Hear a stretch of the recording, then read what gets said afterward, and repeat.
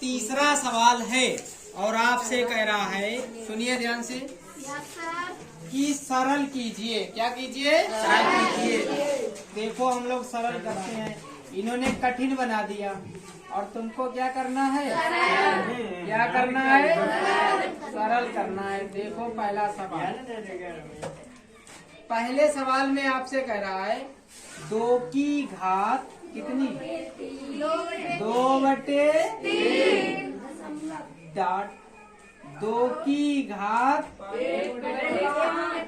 1/5।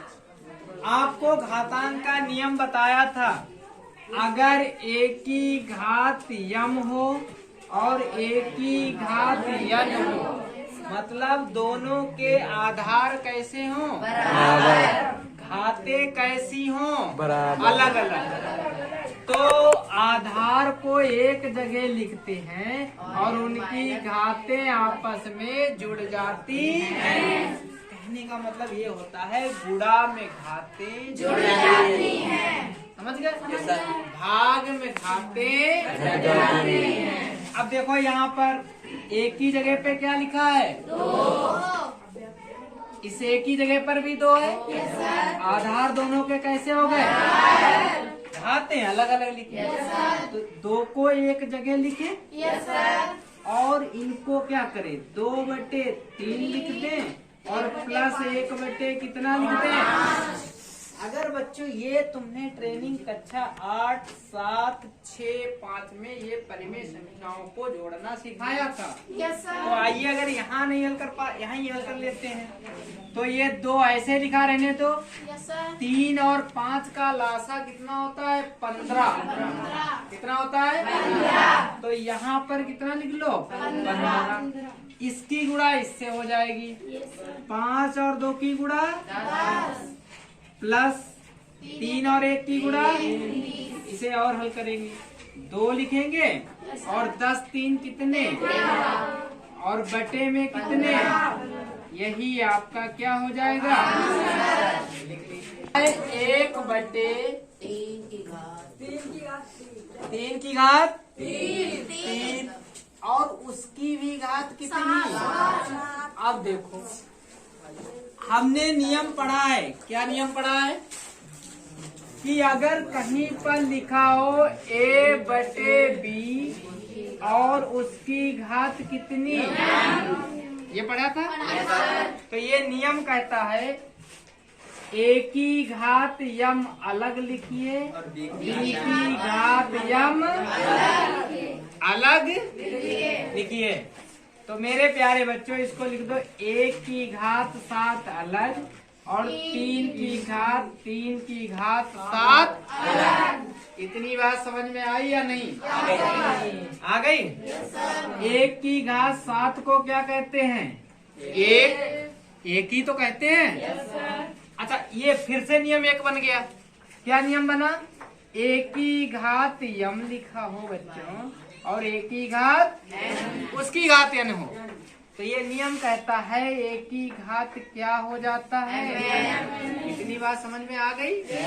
आगे देखिए, तो ये 3 की घात 3 गुणे 7 लिख सकते हैं।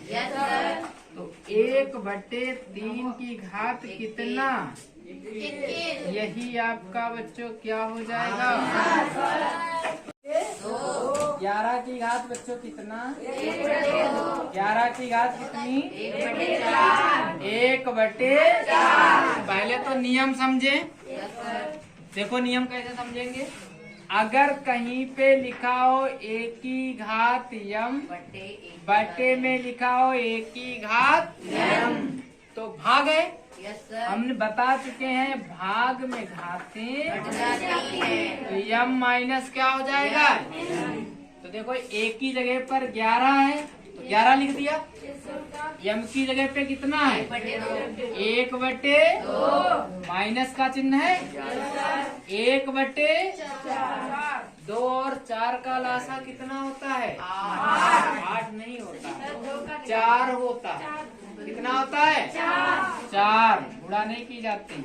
तो इसके अलासा कितना हो जाएगा? 4। अब देखो यहाँ 2 कम है, 2 दूनी, तो इसमें 2 से गुणा हो जाएगी, 2 1 कम 2, और इधर कितना? किसी से गुणा करेंगे तो 11, 2 से 1 गया, 1/4।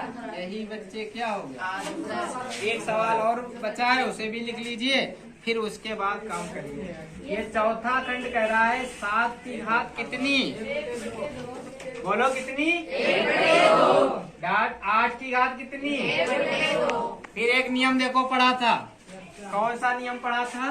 पहले बताया था कि अगर कहीं लिखा हो 1 की घात यम और लिखा हो 1 की घात यन, तो ये होता है 1 घात नहीं, ये लिखा हो, यहाँ लिखा हो b की घात यम, घातें दोनों की बराबर हो, आधार हो जाए अलग अलग, तो इनकी आपस में गुणा करके घात लिख देते हैं यम।